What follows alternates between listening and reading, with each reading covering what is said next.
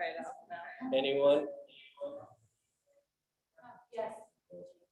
You just gotta mute yourself.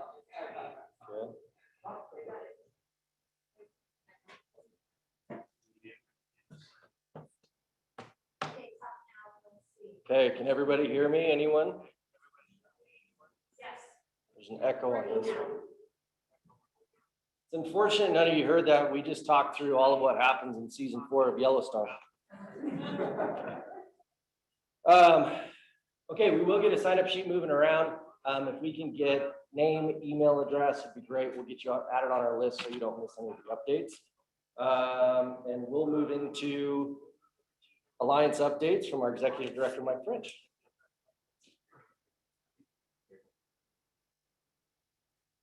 Good morning. We'll get this figured out. All right, as Jameson noted, workforce housing and workforce labor continues to be probably the biggest topic of conversation with the Alliance right now. We're also busy on a couple of different programs. Jameson mentioned the summit. I've got a slide that will refer to that and give you a quick update on it. Emily's been very busy with Bond to Business. I know Dr. Karen Chesser, thank you for being here today. She'll touch on that in a moment, but architect and engineering RFQs are in. We had 9 responses. Of those, 5 of them were local, which is great. And of all 9, they all partnered with local entities in their proposal. So that is fantastic. Dates to note that the general contractor RFQ will be due at the end of July. And August 9th, SBDC will be holding a class. And then August 18th, there will be a networking event. If you need any of that information, just contact Emily or go to the Yes LPC website.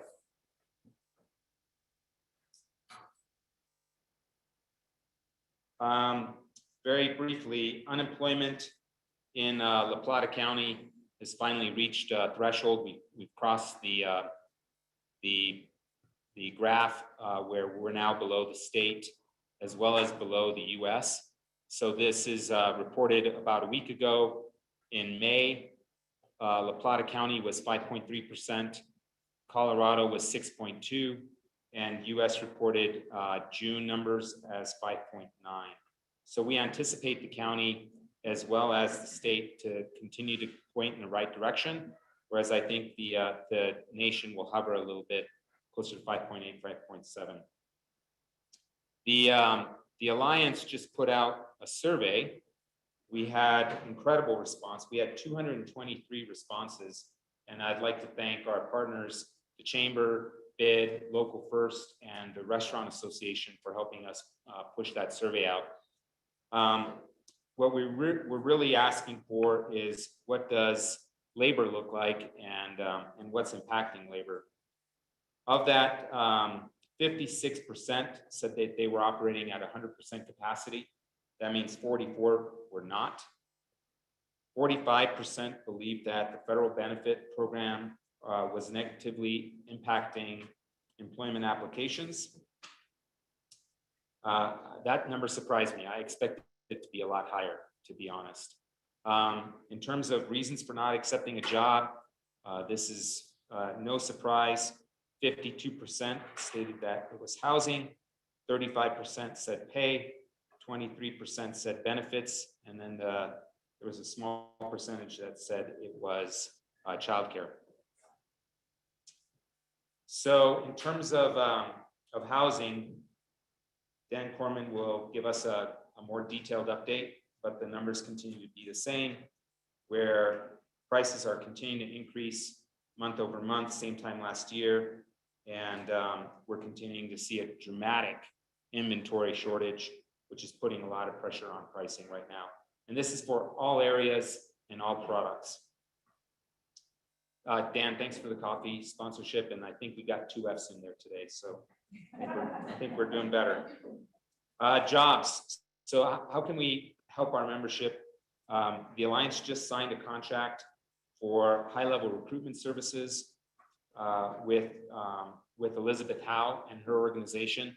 Elizabeth is the former Chief Operating Officer at Mountain Capital, and she has since partnered with a person in Denver to start an executive recruitment firm. She'll be focused on the job postings for Move to Durango. If you haven't seen that page, it's a great resource for you in terms of trying to recruit employees. We've got a pretty active job board there that Elizabeth will help us with. She'll promote the Trailing Spouse Program, which has been incredibly successful. Anytime we get a resume in, that person is calling us and saying, whatever you've done is great. Our phone is ringing off the hook. We've almost placed every single person that's come in through the Trailing Spouse Program. So keep those coming. She'll help us with outreach to remote workers, figuring out how to make them available to the local job pool, which is fantastic. And then she'll offer some general consulting services. Elizabeth is with us this morning. Elizabeth, do you want to say anything at all about the contract and your background? Well, I'm really excited to. I'm sorry. No, you told me that. Good morning. I'm Elizabeth. I am so excited about this. I've been on the Western Slope of Colorado since 1993. Originally from Illinois. I've been in the outdoor recreation ski industry space. I have hired thousands and thousands of people into frontline jobs, into high-level executive positions. I started in Telluride trying to recruit people pre-internet. I would do phone interviews. There was no place to live. People didn't know what Telluride was. I've been doing this for a long time. I'm not sure I'm the expert, but I've got a lot of history and knowledge, and I look forward to assisting membership in many ways. They're listed on the board. Mike will be able to tell you how to reach me, and I hope I can plug in and get to know you and help your businesses. So thanks. Nice to meet you all. Oh, and I've been in Durango since 2017, and I have a 15-year-old son in DHS. So hopefully we'd like to see you all. So we're really excited to have Elizabeth on board to help us. Thank you, Elizabeth. So this is just a screenshot of the MoveToDurango.com site. Again, if you haven't seen it, please go. I think it'll be additive to your recruitment efforts. In terms of the summit, Emily and I have been pretty busy getting this advanced. We've locked in all of our keynote speakers. We're now working on finalizing the breakout sessions. We're really excited about those. I think we're going to have 10 breakout sessions, 5 in the morning, 5 in the afternoon, and they will not be repeated. So we'll have to figure out how to capture that content and make it available on the website. We've added Carrie Siggins. Very fortunate to have Amy Berry from the Southern Ute tribe to join us, and Jessica Matlock, and there'll be a keynote segment midday. And we'll start to promote our sponsors literally within the next week or two. I think we've locked in most of our top keynote sponsors. And Emily, early bird tickets will go on sale first week of August. July, and they're only going to be on sale for 10 days, and I'll send you 3 emails to tell you that. So for those of you at home, Emily will bombard you with 3 emails on early bird. They'll only be on sale for 10 days starting the last week of July. Is that correct? Okay. Thank you. Finally, excellent.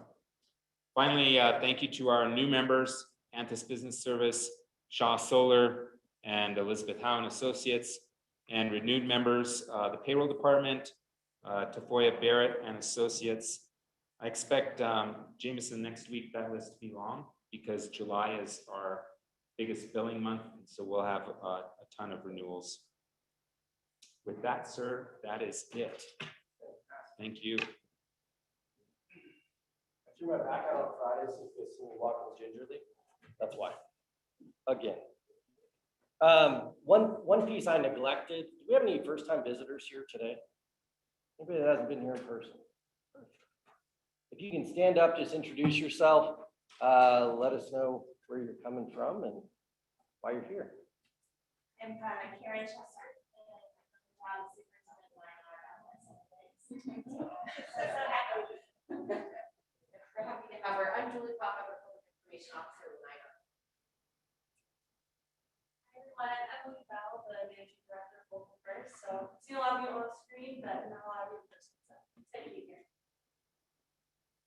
I'm Rebecca Howard Peters from the Southwest Region.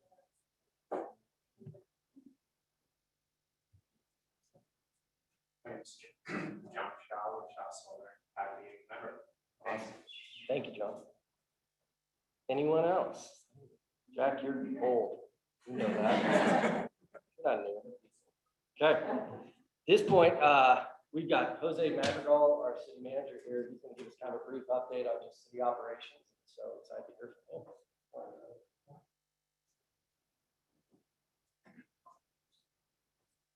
Good morning, everyone. It's good to be here and seeing most of y'all in person for the first time. So that's an awesome and outstanding opportunity. Just wanted to give you a couple updates. We do have 3 new director positions that have just recently been filled. So just want to talk a little bit about that.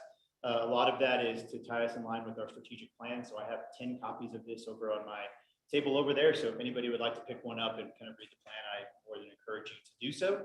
The first one was a hire that we made in May. So Allison Baker started in June. She is our new public works director. She is an engineer. She has experience working both in the private and public sector. Most recently was working with the Arizona Department of Transportation. She is here in Colorado working, and we're here in Durango working. She is over our utilities and our engineering department. So we've combined those together. When I came on board, I did notice that we had a gap when you looked at engineering and our expertise in that. It just doesn't mean that we didn't have anybody on staff. It means that we really needed to be able to coordinate that a little bit better with our utility section. And we'll also look at placing our capital improvement project programs under her as well. The second hire that we made is in transportation. I did promote Sarah Hill to be our transportation director. Many of you may know that Amber has left and gone to the CDOT to become their director of transit and rail. So an awesome position for her, and even better that she stays in Durango. So we have a voice here locally to help us when it comes to transit and rail within the state. So wishing her the very best, but also have appointed or promoted Sarah, who's been here for 9 years and actually was doing the director position while Amber was serving as interim. So we were very lucky to have that expertise internally to promote. And then finally, which was just recently, we did offer and have an acceptance of our Parks and Recreation director. We have hired Turi Nykum, sorry about that, Turi Nykum. He is currently right now the Parks and Recreation director of Fruita, Colorado. He's been there as their director for 14 years.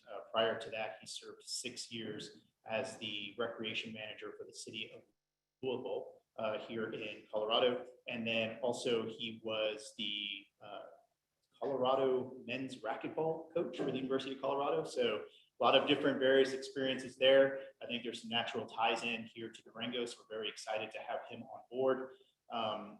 Also, when it comes to, I know 2 things, Alex Rudolph, unfortunately, has departed.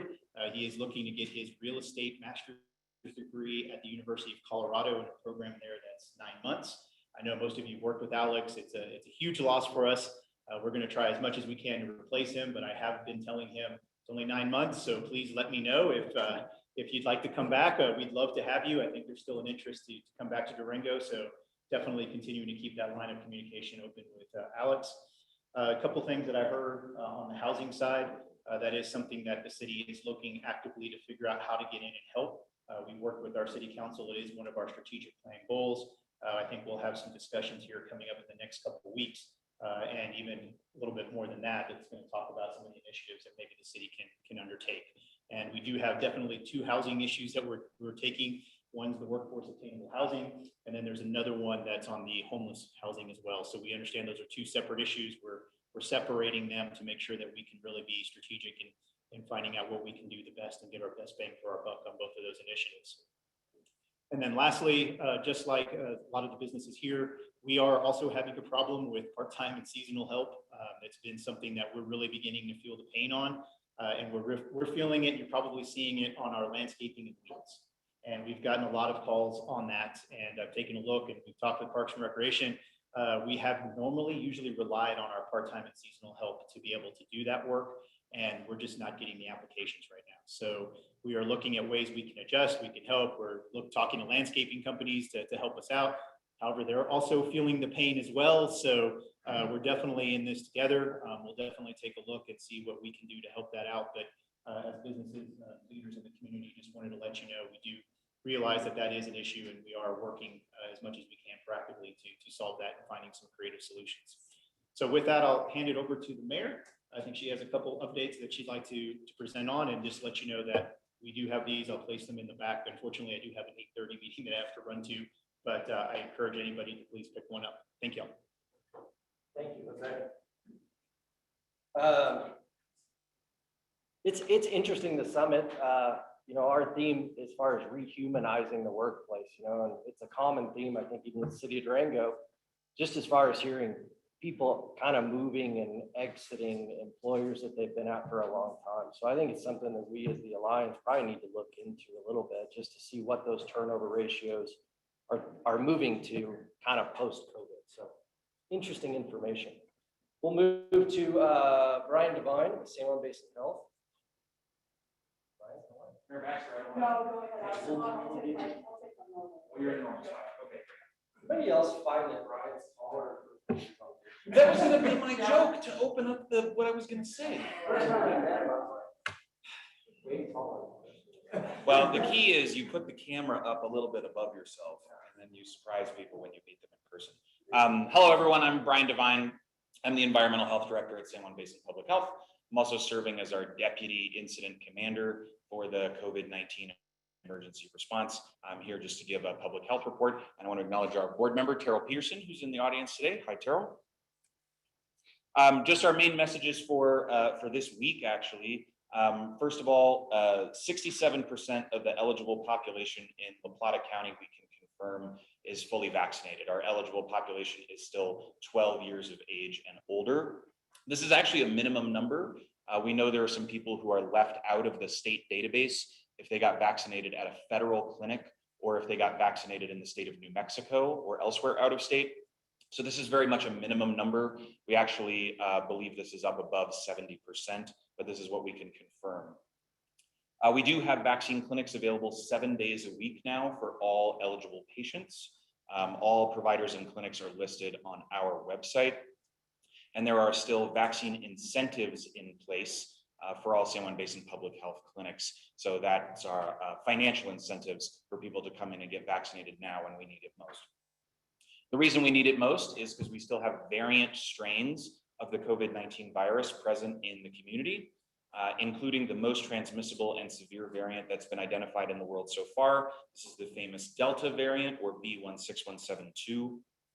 Vaccines, completing a vaccine series is shown to be highly effective at preventing this Delta variant. However, a message we have for everyone is that getting one shot out of a 2-shot series has not been shown to be effective against this Delta variant. So we've been putting a lot of resources into contacting people who are overdue for a second dose, and we've made a lot of progress on that.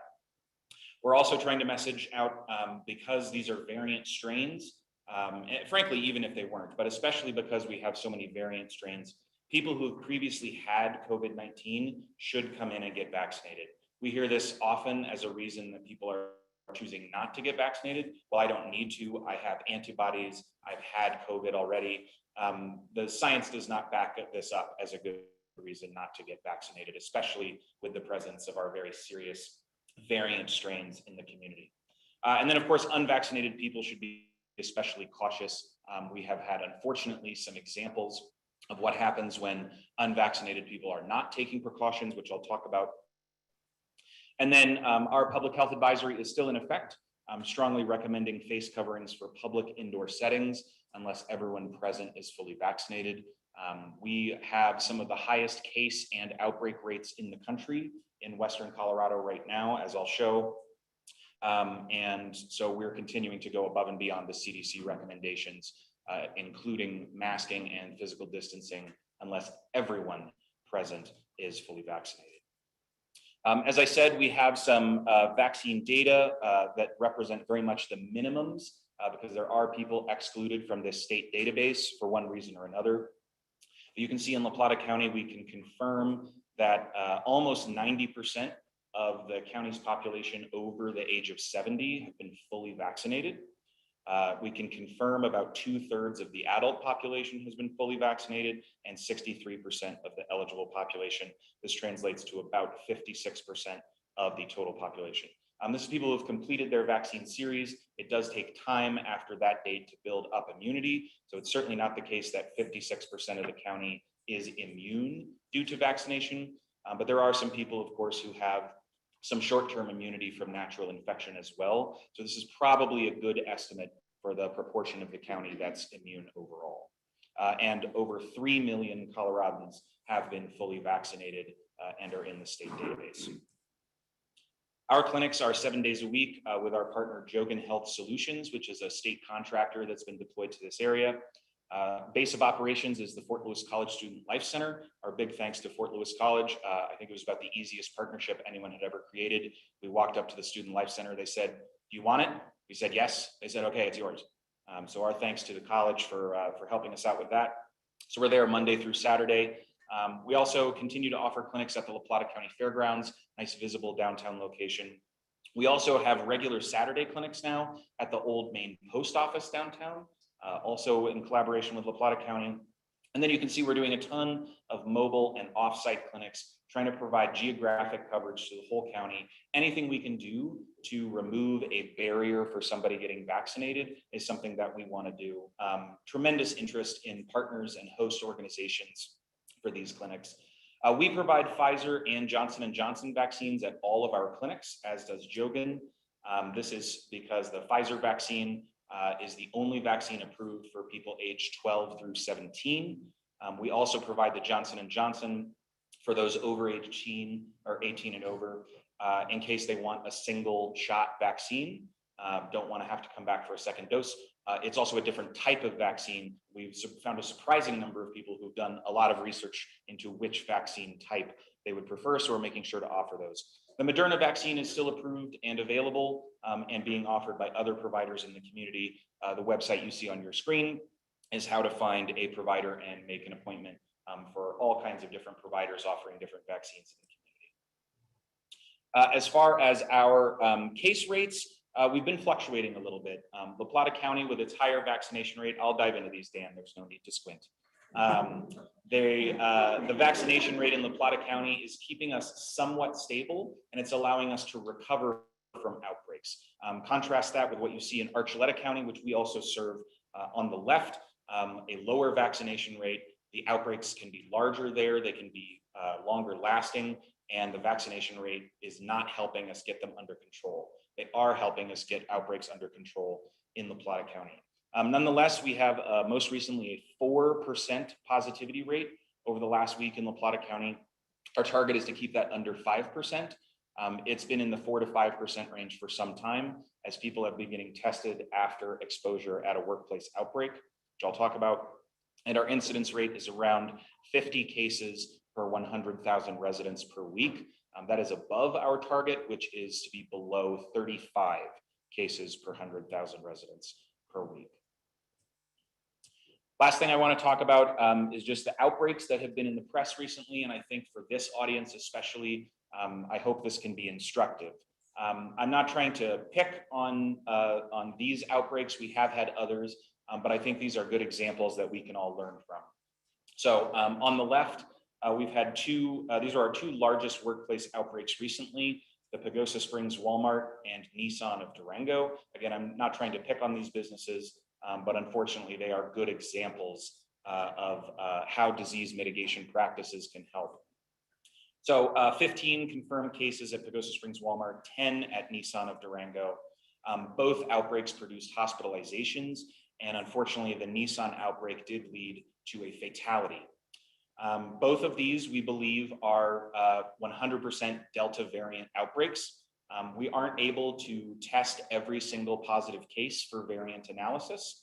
So we don't know that for sure, but given what we know about the Delta variant, how easy it is to spread, especially among unvaccinated people and especially indoors, we do believe that these, because these are the largest outbreaks we've seen, we believe they're 100% Delta variant cases. Pagosa Springs Walmart did choose to close down to get a handle on this outbreak. Nissan of Durango did not. The commonality here between these workplace outbreaks is letting our guard down. In both cases, these businesses, and in Nissan's case, some independent contractors, were not requiring masks for their unvaccinated employees in shared indoor spaces. And whereas we might have got away with this with previous variants that were less transmissible, you might expose 10 people if somebody's sick at work, maybe two or three of them would get sick. With Delta, they are all now testing positive, or almost all of the exposed people are testing positive if you have a sustained exposure without masks in an indoor space. In Nissan's case, we could confirm that a symptomatic contractor was not excluded from work. So these are basics that every business could do. I know we're all tired of wearing masks. Nobody wants to get into it with their employees about wearing a mask if they are unvaccinated, but this is exactly what our public health advisory is for, is to prevent this exact situation. Even if you're not going to go the distance with masks in accordance with our advisory, the simplest thing that everyone can do is exclude their sick employees and contractors from working in person. There is no reason that you need to have someone sick exposing the rest of your staff by working in person, especially indoors. And you certainly don't want to be on this list. You certainly don't want to have a fatality in staff or a contractor or a vendor or something like that, because you didn't do the simplest thing of excluding somebody who was sick from work. I realize the La Plata County Jail is not a private business that operates the way that, say, Nissan does, but just as an example, they have 2 confirmed detainee cases and they have no other exposures. They are operating with regular testing of detainees and staff. They, of course, have excellent mask compliance in shared spaces. They have an entire COVID quarantine wing of their facility where they bring in new detainees so they can test them and then even test them again before releasing them into the general population. This outbreak is not going to spread any further. I'm not saying you have to run your business like a jail, but I am saying testing, masking, symptom screening, all of these will limit your outbreaks. And in fact, for private businesses, an outbreak that gets reported now has to have 5 cases. So if you can stop it even earlier than that, then you're not even going to be publicized as an outbreak. You're not going to have an outbreak investigation. We can still provide support to you, but those simple steps can keep it confined. Just a reminder, this is why our local advisory is in effect for transmission control. Wear a face covering in a public indoor space unless everybody is fully vaccinated. There are other exceptions, the same exceptions the old state advisory had, like giving a public speech. We continue to recommend that establishments and special events that are indoors limit their capacity to maintain 6-foot distancing. And we continue to advise residents and visitors to only patronize those establishments and events that adhere to the public health advisory. And hopefully with my presentation today, you've seen why that is. We update our information on our data dashboard every day at sjbpublichealth.org/coronavirus. The state dashboard is still getting updated at covid19.colorado.gov. And then, of course, we're always looking for the latest news and guidance from cdc.gov/coronavirus. And thank you very much for your time. Children being vaccinated? Yeah, Mary just asked if we have an estimated date on those under 12 getting vaccinated or being eligible for vaccination. We're hearing September, October, somewhere in that range. It's not going to be before the school year starts, unfortunately. Just as a reminder, you're running out of time to vaccinate your 12 through 17-year-olds to have them fully vaccinated for the start of school. With Pfizer, we're talking about 5 weeks from starting their vaccine series to being considered fully vaccinated. So you can all do the math. That's pretty much this week for a lot of schools and school districts. So we do encourage anybody who is kind of waiting on 12 through 17-year-olds to do that as soon as possible as well. Thanks, James. Super. Thank you, Brian. Lots of good information still out there. Let's be mindful of it. Dave Woodruff, President of Colorado Restaurant Association. We ran out. Been really busy. That's right. All right, you guys paid for the whole seat, but you're only gonna need the edge. So it's been a trying time for a lot of us. I can speak from the restaurant side. Yeah, it's been a true challenge. So again, my name is Dave Woodruff. I'm the GM of El Moro Spirits and Tavern. I'm also the president of the Restaurant Association here in Durango as part of a larger statewide organization. I've been president through the pandemic and for the last 6 years, so it's given me a lot of good perspective as we've operated before the pandemic and in the pandemic, and now as we exit the pandemic. So I guess I'm here today to give you information, but also to have, give you an ask. Some restaurants are seeing record revenues right now. We've all been incredibly busy. I see a couple restaurateurs and former restaurateurs. We can all probably attest to how busy it's flipping been out there.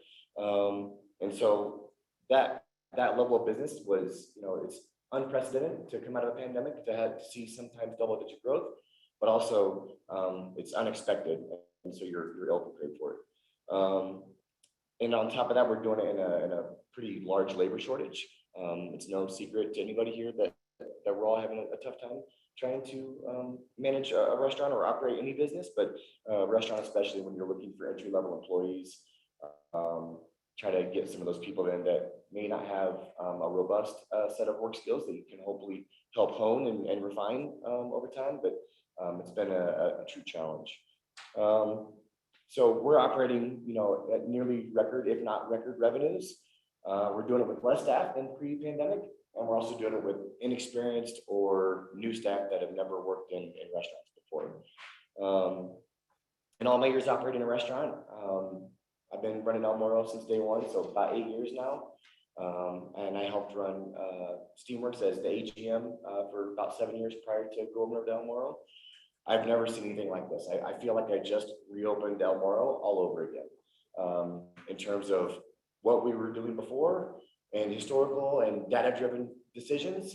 They've all gone out the window because nothing has been even remotely close to normal. When you're seeing this sort of growth with an unexperienced staff and shortage of staff, I think that creates a lot of interactions with the guest and the consumer that wouldn't normally be had. So that's more the informative piece. So my ask is for everybody to just be patient. I think that goes against all sectors that are kind of realizing some of these labor challenges. Just to be patient when you go out. We're really trying our best, and who all has noticed more people in town than ever before? Anybody? Yes. So when you compound that many people in town with a lot of restaurants not open for all day parts, so day parts, AM and PM, lunch and dinner. I know one restaurant on Main that's only open 5 day parts. He can only open up his restaurant for 5 PM just because of how challenging it is to find not only decent labor, but any labor. So when you have a restaurant, you're fortunate enough to have enough labor to stay open at all times. You're getting all that volume being bottlenecked into one small piece. So that's been a really big challenge for a lot of us that are able to open. Is that, for my restaurant El Moro, we're open 7 days a week, fortunately, and Sunday Mondays are like Friday Saturdays because of so many restaurants that are shut down on Sunday Mondays. So I think that's we're staffing up those days just like we would a Friday or Saturday night, which is crazy. I never would have expected that. And so again, asking for patience when your food comes out longer than it should, or you're not greeted with an enthusiastic smile when you come into the host stand. So before you ask to speak to a manager or leave a 1-star review, just kind of realize that we're all working our tails off. I know some operators that don't have the staff, and so they're working 60, 80 hours a week. And they have families, and they have a business, and they have all these other things that they like to do in Durango. Who here moved to Durango saying, I want to work 80 hours a week and do nothing that I moved here for? Oh, none of you? Oh, okay. So we all came to Durango for our own purpose, but it was likely to go out and do things beyond just working our tails off. So I guess that's my ask. Just want to inform you that we're being hit especially hard in the pandemic, and then just realize that we're all trying our best and just to have some patience as we work through some of these challenges, and with no end in sight in terms of how busy we're going to be. I don't know if you guys remember in 2020 and 2019, October for restaurants were just as busy as August. So I'm looking forward to November. But right now, it's good to make it while the sun's shining, but we're trying to keep the wheels on the bus, and sometimes it's easier for others than not, but just be patient. Dave, can you attribute one or two things to this labor shortage? Because we did the survey and Sure. there's tons of headlines talking about it, but Durango's a little bit special. Can you talk to a little bit about the pain point and why that's happening and what you see if there's a light at the end of the tunnel? I don't know if there's any one thing that encapsulates the labor shortage. I think there's a multitude of factors. Obviously, unemployment is the low-hanging fruit there, being paid out. I also feel like it's easy to recruit people to Durango, right? We all love Durango. We all moved here for a very specific reason. But then from recruitment, we go into retainment and affordable housing, childcare, affordable healthcare. I mean, we're top 10 in the country for most expensive health insurance. Before my wife and I got health insurance through her business 4 years ago, they wanted $1,700 a month for our family of four. That's really difficult to try to manage. My daughter is starting kindergarten in the fall, so looking forward to having her over at Park. But I just got a $14,000 a year pay increase by not having one child in daycare.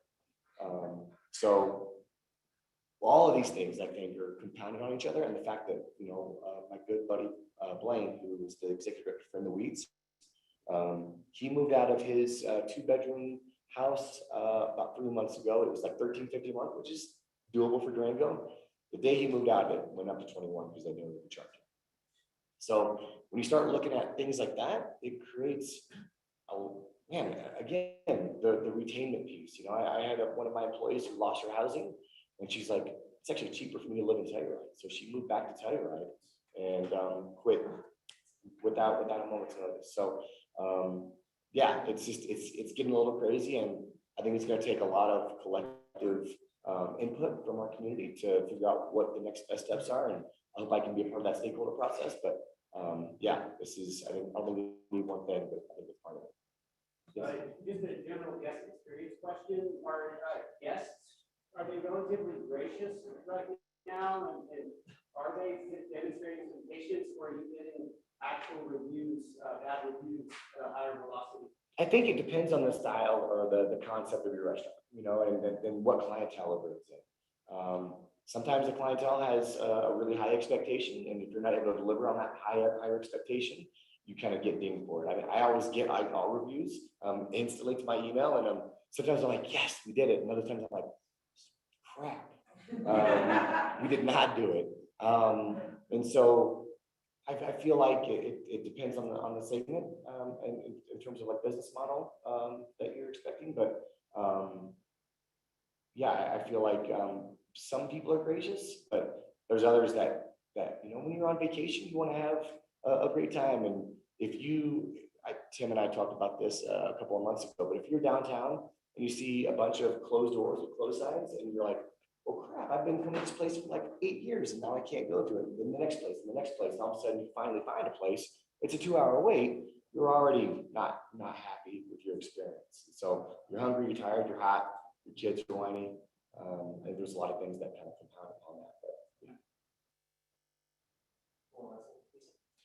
Do you want those of us who are locals to, I don't know, maybe eat at non-peak times, or? I wish I knew what a non-peak time was. Or do you want us to stay at home until November? No, I want, we all moved to Durango because of our culinary diversity. I mean, it's like the restaurants in this town are the lifeblood of, the fabric that weaves around downtown.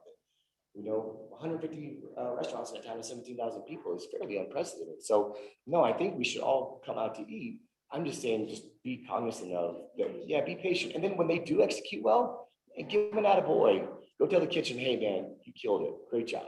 That goes farther sometimes than even a tip would. I think David would like to reply. Yeah, better position there. Are your suppliers keeping up with your demands?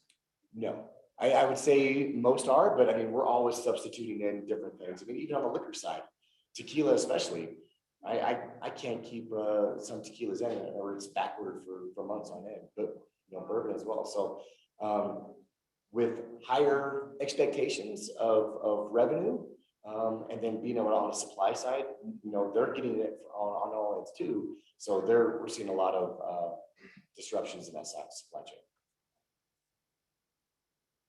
Perfect. Okay. Cool. Thank you all. Thank you, Dave. We are starting to run a little bit short on time, so I know Dan can talk fast. Jack can talk fast. We'll go to Dan for a real estate update real quick. My fault for asking the first question, by the way. The real estate market is insane. I think that's the technical term of how you would explain the statistics in some of the sectors. I just click this? Sweet. So when you're looking at year-to-date Q2, so January 1 through the end of June, we saw some really extreme numbers. The percentages are like talking about appreciation, but it's only half of a year, so we're not quite there yet. But the trajectory is saying that things are going to be interesting at the very least. Some of the standouts were single-family homes in La Plata County, seeing a sales volume increase of 70%. It's 100% from 2019, so 2x the volume. And that's in part due to the 26% increase in median value of a home. There's just big gains. So the mountain homes and townhome sector were actually some of the biggest standouts as far as numbers. And I'm just going to hit some of the high points. We could talk about this for days. There's so many different numbers that I pulled and compared, but ultimately the condo and townhome market in the Purgatory area, North County, doubled the median price year over year for Q2. It tripled the sales volume, 150%. So, that I don't know what to say. Visually, you can see what's going on here. This is the number of units sold for the 6-month rolling average. So as you back out, every data point is 6 months. Historically, from June 1 of 2020 through December 20, it was the highest number of units sold in the history of our MLS. So we said it, we did it. Congratulations. If you look back 10 years, the graph is fairly even. It's a sine wave that's slightly below. Then you just see it pop up in December 2020. October 2020 was pretty much the highest monthly sales when you're not looking at the 6-month rolling average. And so as you see the dip to the right there, I assume it's going to continue going up through the rest of the year. I don't know. You'll see my crystal ball on the last slide. But June 2020 to June 2021, you're seeing 27% increase in number of units sold. In condos, we're seeing 80% more, and that's due to the price point. Actives. This is the most depressing graph. New listings aren't so bad. When you look at La Plata County, the number of new listings that have hit are only 8% below last year. But when you look at single family homes in town Durango for the rolling 6 months, it's 30% down. So that's pretty bad. When you look at the actives though, what's currently on the market. So new listings come on, they go off pretty quick. If it's priced well, if it's within that market for demand, it's going to leave the market. So it's not an active, not part of the active stats. Actives are down in the 60s, 70s, and 80% per sector. And that's just unsustainable. It's like 1 month's supply or something. I mean, you can't even, it's not real. They're not real numbers. And so as we move through the rest of the year, it will be real. After December 31st, 2021, we're going to have a whole year of this craziness, and we're going to have to draw some conclusions, which is why there's a workforce housing initiative in almost every nonprofit. Indicators for thought. Inventory is at historic lows, sales are at historic highs, demand's at an all-time high, rents are increasing at historic rates across the nation. This isn't just a Durango problem. Every single municipality that isn't Boise, Idaho, I use that, I've never been, I don't know, from there, I assume it's not as great as Durango, is feeling the same pain. Land that usually sits for 7,000 days on the market is selling in a week in Forest Lakes. Okay, this is what we're dealing with. People who get 100%, 120% AMI, the rocket scientists of our community, can't buy a house. And then we talked about new listings. So I'm not going to take any questions because we're going to try to wrap this up. But if you want to talk after, I'll stick around a little bit. Thanks. Thank you, Dan. Housing's crazy. Jack Llewellyn. All right, we'll be fast. I appreciate Matt Salko volunteering to help with a fundraiser, taking a taser. We'll start the bidding off at $100, so good job. Real quick, Jack Llewellyn, Durango Chamber of Commerce, a fun competition we're having. We have our Top Dog Cool Cat going on. Go to durangobusiness.org, register your dog. 50% of funds raised will go to the Parker's Animal Rescue as a benefactor. Thursday night, where we have our after hours out at Morehart Murphy Subaru. That'll be from 5 to 7. Please pre-register. We're trying to train everybody to go online, durangobusiness.org, click on events, pre-register. We're trying to get numbers on how many people will be there. Next Tuesday, intro to Google Analytics, partnering with the Small Business Development Center from noon to 1. YPODs, Young Professionals of Durango, are doing a business tour next week, 5:30 at Botanic Gardens. Lunch and Learn. How many of you have your exit strategy? Going to business. Terrell's going to be presenting on exit strategies for business. Have a plan to get out, right? We're going to learn a lot. So get registered at durangobusiness.org. Exit issues, date to be determined. We'll be doing Chamber University. Again, we talked about jobs. If you're a chamber member, you can post your job postings, as well as if you're seeking a job, you can go onto the Chamber's website. Other benefits, the Office Depot discount card. Real quick stat, Reference USA, we downloaded so far over 56,000 inquiries. And I will say the power of social media, I'm not leaving the chamber. It's amazing when you post something, what people read into something. So unless Steve, my board member, decides to get rid of me, I'm staying around. Tim Walsworth come up, and Dave Woodruff left, and congratulations to him as the volunteer of the year. Tim, it's all you. Whoa, it's like dangerous here. Yeah, Jack, we need to talk. Well, I'm leaving, so. Nice alteration of your post, by the way. That cleared it all up. I did notice that. So good to see y'all. I'm Tim Walsworth. I run the Business Improvement District. We represent about 400 commercial properties in Central Business District and the North Main District. That means I have about 1,000 bosses, so that's always awesome. A couple of things I just want to let you know about from the bid, and thank you, Mike, for the time here. Downtown in North Main, we are busy, right? We've all seen it. Here's a quick stat. I looked up hotel occupancy from the beginning of May to July 3rd. The latest I could get the numbers, looked at every day. So in that time frame this year, there were 13 days where we were over 90% occupancy. Go back to 19 to try to compare. There were 6. I don't know exactly what that means, but it's just part of it, right? We're busy out there. BIDS Ambassador Program is up and running, and I need to thank the city and the local chapter of the Restaurant Association for supporting that. That's a good program that the BID runs. We're doing about 250 hours out there with people wandering around downtown, helping visitors find what they need. Their interactions are through the roof.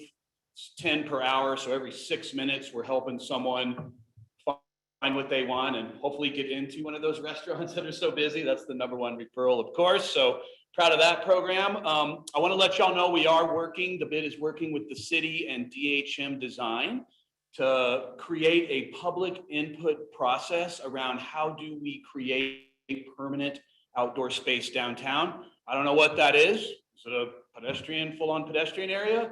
Is it widening the sidewalks? Is it something like we have now and just a long-term commitment to doing that? We're gonna find out. And so watch for opportunities to comment. We'll look at property owners, business owners, and the general public for input, and we'll see if the stars align around that. That's super exciting. The bid is working on its 2022 budget. Many of you guys are in that mode right now. It seems ridiculous to try to anticipate 2022 when everything's so crazy, but that's how the world goes. So your input is welcome. John Mahoney is my board chair. John, good to see you. Best board chair ever. Right with you. Maybe y'all are the same. Maybe y'all are the same best. So we'll take input from you guys. If you want to see the bid focus on something, let us know. Now's the time, right? And lastly, I just want to give a quick plug for one event that the bid manages on behalf of United Way. That's the San Juan Brew Fest. Who doesn't need a cold beer? You know what I mean? With all this stuff going on. So we missed that event last year. It's a $50,000 plus fundraiser for United Way. So we really missed it last year. I'm excited that it's coming back. Our COVID pivot is 2 days instead of 1 day. We'll sell 1,000 tickets to each day. And so if you want to go, I want to give you guys an update. There's only 100 tickets left for our Saturday event and plenty of tickets left for Sunday. Saturday, August 28th, Sunday, August 29th. SanJuanBrewFest.com. And I do take requests for comp tickets. I might not say yes. Thank you, Tim, for the updates. All right, Karen Chesser, our new superintendent for Niagara School District. Thank you so much for inviting me here, and I am going to try and go really fast. So I have a lot of information. So hopefully together we will be able to, we can meet up later to kind of go over all this. So first of all, I'm ecstatic to be in Durango. Maybe some of you have heard the story, it may be in the paper, seen the meet and greets, but I came to Durango as a child a long, long time ago. And absolutely loved it. And so my husband and I visited about 25 years ago, and it became on this really, really list of short list of places that we would love to live someday. When our last child went to college this last year, we realized that was time that we could move. Also, my husband is an entrepreneur. He's a custom woodworker. So he was at a place where he could take his shop somewhere. So we're really excited to be here. That's my contact info. Actually, there's my cell number. You can text, call, also, especially on Twitter and LinkedIn. Hopefully we can connect. So I just wanted to briefly tell you a little bit about my background and how that might inform what we will do at 9R. I'm sort of a bit different as an educator because I do have 30 plus years in education, everything from principal to school improvement specialist to teaching at elementary and high school level, superintendent, deputy, all those kinds of jobs. But I also have a background in business. Everything from, I started out working in sales management for P&G before I got into education. I was vice chair of the Northern Kentucky Chamber of Commerce. The Northern Kentucky is just south of Cincinnati. It's a 420,000 person metro area that does not include Cincinnati. And so I understand the connection and the need for really strong partnerships with business. And you can see some of the other things that I've done. I have a graduate degree in business informatics as well as part of my doctorate. One of the things I do want to point out is this whole idea of college and career readiness. And as part of the work that we did in Northern Kentucky through the chamber, we understood how important it was to give students experiences. So a couple of initiatives that worked really well there that I hope to really help inform our high schools in the area have to do with, we created a platform for all internships, work-based learning experiences, so that any student and any counselor can go right in and be able to connect with business. And so I hope that we can do something similar so that every one of our students, at every high school is able to at least have one work-based learning experience per year so that they have informed decisions when they leave high school. Youth Science is also sort of a program that we initiated with all of our 19,000 high school students in the Northern Kentucky area that I've already talked to the high school principals about. And that has to do with how do we understand our natural sort of aptitudes and interests and how those might connect to careers. So I just gave you kind of that snippet as to how important I believe that these kinds of things are. And so I want to tell you a little bit about my philosophy and background. I have a yes and philosophy. Now, what I mean by this is that sometimes school districts think they can do one or the other. They can focus really strongly on content mastery and academics and ensure that every one of our students, you know, has what they need to do well in college, or whether that's 4-year or 2-year, or they can focus on these workplace skills, right? What we used to call 21st century skills or essential skills, you know, creativity, communication, all those kinds of things. My philosophy is it's yes and, that it's really important. It's our moral imperative to do both. That it is important for our students and all of those future opportunities that they have to be, you know, well-versed in both of those. So a couple of projects that I've been involved in the past that I think will help inform where we go with 9R. One is Northern Kentucky Makerspace.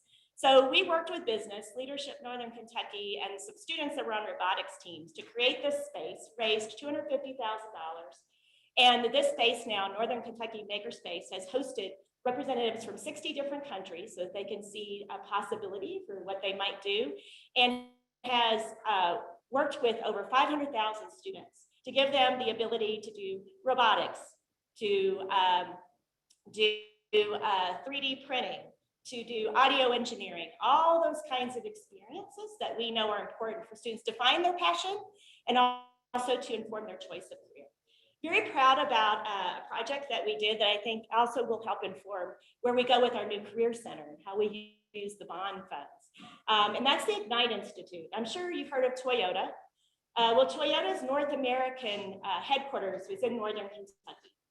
And in 2014, they determined that it was best to pull all of their headquarters into Plano, Texas. So they were leaving the region. Toyota had done so much to invest in the region, and they decided what they would do is give us a building, 200,000 square foot building. It was where they did all their performance testing. And we as a region, and I helped lead this effort, turned that into a really cool STEM school that now serves 1,300 students in the region. And so that went from just sort of a warehouse building to this really cool building. We were able to get 15 million from the state and our governor in bonds. And then we also have done tons of fundraising and foundational work. So now this building is able to serve students throughout the region. So just a little bit I come from, my most recent experience has been the superintendent of the Fort Thomas Independent School District. You may not have heard of Fort Thomas, but we are I'm not there, but they have been the #1 school district in Kentucky the last 3 years, according to Newsweek, Niche.com, US News, and World Report. And I tell you that because this was a place where the high school was extremely traditional, very focused on AP, 0 dual credit / concurrent enrollment classes, very few career tech ed programs, very few pathways. And what we were able to do through a yes and philosophy is bring our community together to figure out that that wasn't going to cut it for the long run. We knew our students through National Clearinghouse data weren't being as successful as we liked. And so through many industry leader think tanks, which we're hoping to do at Durango 9R, through bringing our community together, through looking at future landscaping, you know, where do our students need to be? What do they need to be successful 10 years from now? We were able to create a portrait of a graduate. And what this means is these are were the very specific skills, in addition to content mastery, that we understood as a community are extremely important. So how do we ensure that our students become global communicators, careers, critical thinkers, and that sort of thing? And so I'm going to bring that same sort of philosophy to 9R for us to determine together. Now, Durango High School has already done some of this work, but working with you, working with our community partners to determine where is it we want our students to be. One of the projects, again, that we did in Fort Thomas to kind of do this yes and philosophy was a building that was called Launch. And this building right here makes me think is so similar. So we worked with a local entrepreneur who had an old office building. It definitely was from the 60s and 70s, cubicles everywhere. And we were able to work with the entrepreneur, a real estate investor, to completely rehab this building to our specs. And we're able to create some flight paths, we call them, for students. Now, the reason this was a bit transformative is that sometimes we think of career tech ed to be the kinds of careers that don't involve, high level, high pay, high growth careers, possibly that don't involve those AP and concurrent enrollment classes. And so this particular facility now houses 200 to 300 students every year, focusing on app development, health innovation, entrepreneurship, business analytics, and teaching and learning. When we talk about sustainability, it's environmental sustainability, but it's also sustaining our personnel. And so trying to grow our own in an environment where we want students to learn how to teach. And then also the sustainability program and film and broadcast programs also use this.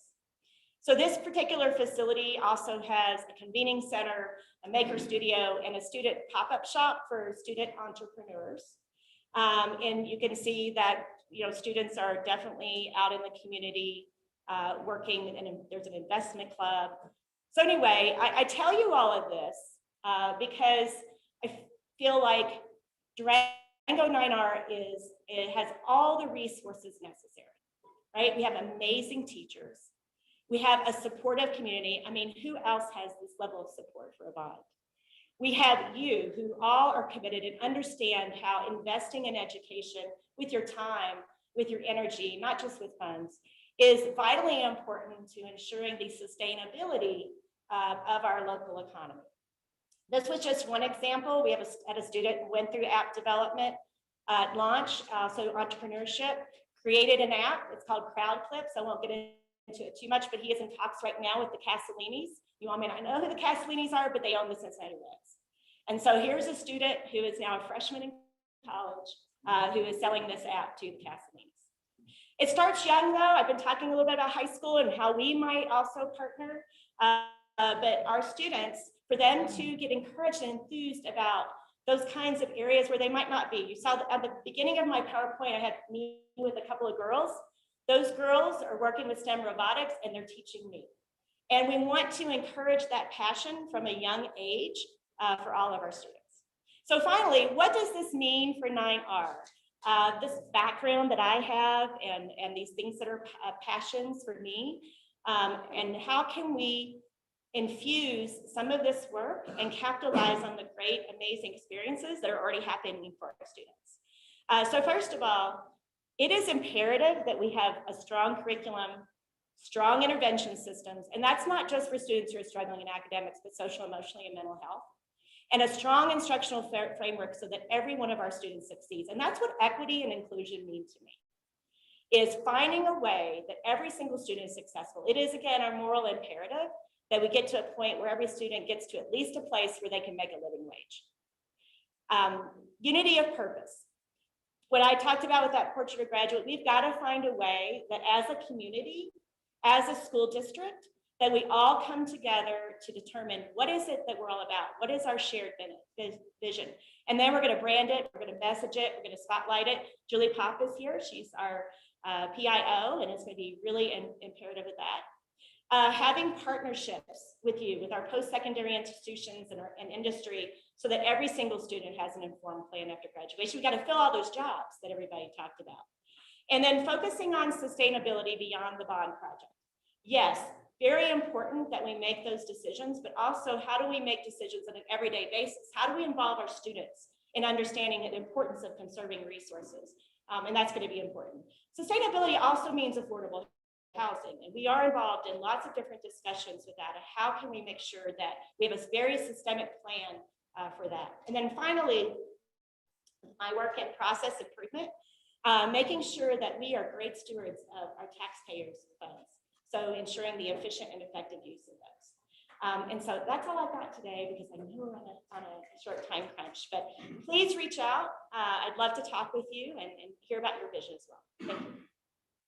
Thank you so much, Karen. I could listen to a lot of that just as far as working with our youth. We'll move into municipality updates real quick. I know Mark Garcia with The town of Ignacio had to drop off. I don't think he's on. We'll move to Commissioner Mansell. Good morning, everyone. Matt Salka, County Commissioner. I would have to say, yes, I have been tased, and it's not fun, but I will double that, and let's get Jack tased. For a quick updates, so with the building department, single-family residential, there has 51 over this period of last year, so we have 51 permits this year. Total building permits show an increase of 49. Building inspections show an increase of 153 over this last year. What we're having here soon, which is great news, is August 11th to the 15th is our 4-H fair. So please come down and enjoy the fair. But also too, our 4-H community barbecue Saturday, August 14th from 12 to 3. All proceeds go to 4-H. Demolition Derby sale goes on July 22nd. But Mayor Baxter, are you going to talk about RHA at all? Or? Okay, perfect. Well, I'll let you do the updates since you're part of it. I'm not, but I just wanted to say that I'm excited that RHA is moving forward. I look forward to the county and the city and the other municipal governments to work together to address middle-class housing, affordable housing, and workforce housing. So I look forward to those partnerships, mayors. Also too, as well, our ARPA funds will be working on a public process in the fall time. So please reach out to the commissioners on your suggestions or ideas on what we can do with those funds. Also too, as well, I'll give you a 1,000-foot view of this is broadband. I'm working with LPEA to work on a partnership to be able to work together in order to provide a better backbone for La Plata County. The one thing we all know is we cannot do this alone. So I look forward to, again, partnering with the organizations as well as municipal governments to be able to succeed in those goals. Budget staff is working on that process right now, and in October timeframe, we will be formally working on the budget for the county commissioners. I also want to remind everyone again too as well, stage 1 fire restrictions are in effect. Unfortunately, I've been watching fireworks out in my neighborhood in the Bayfield area, so we need to please be aware that just because we're getting a little bit of rain does not mean that we're out of the clear. So please respect those stage 1 fire restrictions, and so let's protect our neighborhood and our community. And also just a quick update as well as the county commissioners are going to revolve meetings. So we will be bouncing around throughout the districts, and it won't just be me in District 3. I will be going to other locations in the county. So please check out our website for those schedules. Those will be posted soon. Also too as well, my number for my office is 382-6217.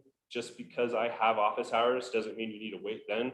Contact me anytime, and I look forward to talking to any of you about any issues, concerns, comments, suggestions. I'm here for you all, so thank you. Thank you, Commissioner Salka. We'll move to Mayor Kim Baxter with City of Durango.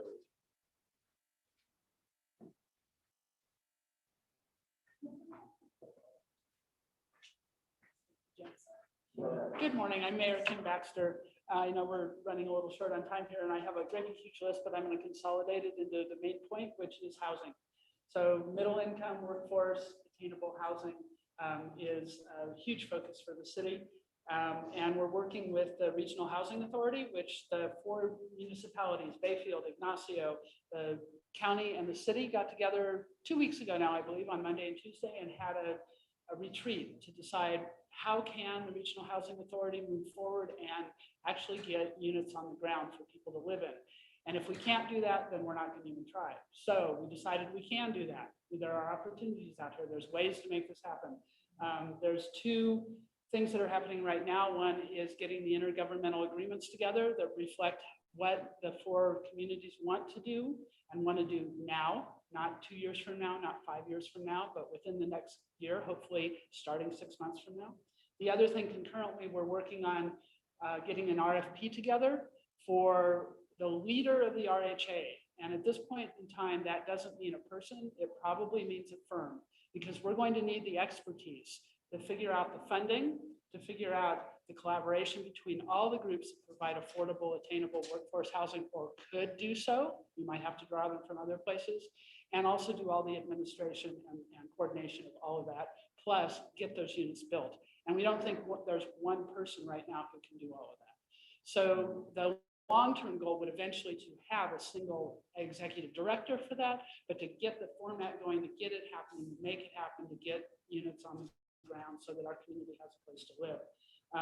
The city and the county staff have had multiple pre-application meetings with developers that want to develop a light industrial subdivision on La Costa Road. And so they're working together to find creative ways to support this development, including infrastructure. So we're not just working on housing, we're also working on business and commercial, which I think is equally important. You need both of those. We can't have one without the other. The other thing is we have the Durango Renewal Partnership, which is our urban renewal authority. We are currently evaluating city-owned properties. We have several in town to see how we can start now getting things built in town by the city contributing in some way, shape, or form the land and possibly some infrastructure so that the cost of the units can become in that middle income price range. We're also accepting bids from consultants to help with revisions and updates on our fair share housing program. That has not been successful the way it's been working. There's a lot of new ideas out there about how we can actually make that more functional and create many more units. So that's what we're looking to create on that. We also submitted 4 requests for congressionally directed spending earmarks to Senator Bennett and Hickenlooper's office. And the funding requests are related to transit upgrades, cybersecurity, design and reconstruction of Main Avenue, which fits in with Tim's plans, and also affordable housing through hotel conversions. The affordable housing through hotel conversions application has been moved forward into the legislature. So we now have the opportunity to get funded. So thank you very much for all your help. There's also several large commercial development proposals in the South Fork Three Springs area coming through staff's office. And we have a city water system master plan draft on the website, and there will be tomorrow night an open house, one of our first public open house meetings to discuss this. So this water plan is about what does the area of Durango need for water in the future? How many people will be living here? How much water will they use? Where will we get it from? How do we get the water out of Lake Nighthorse? The most efficient, effective, cost-effective, and efficient way to do so. So the plan has 2 options out there for how to do that, and one of them seems to be far and away the winner, but we're going to let the public give us the input on that. So please participate in that.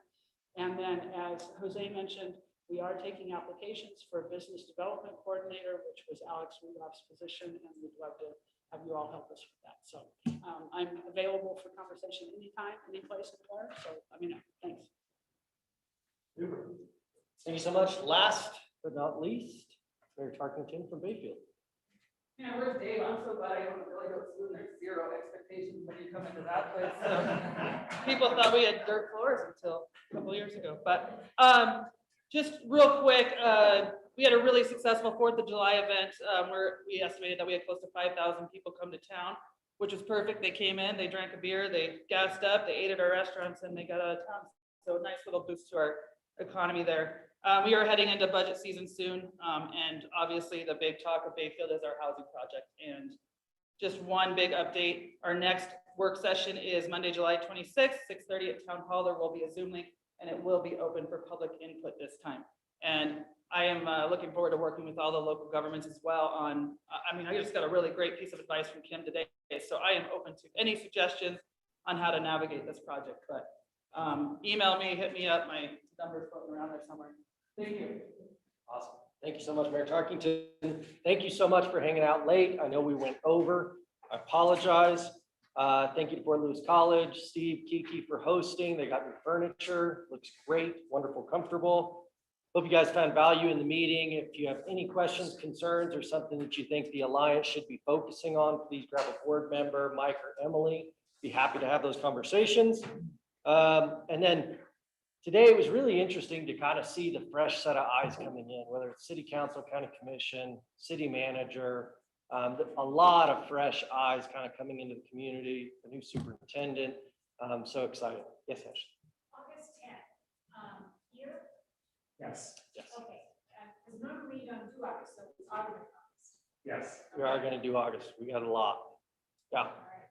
Okay. Thank you all so much. Have a wonderful day.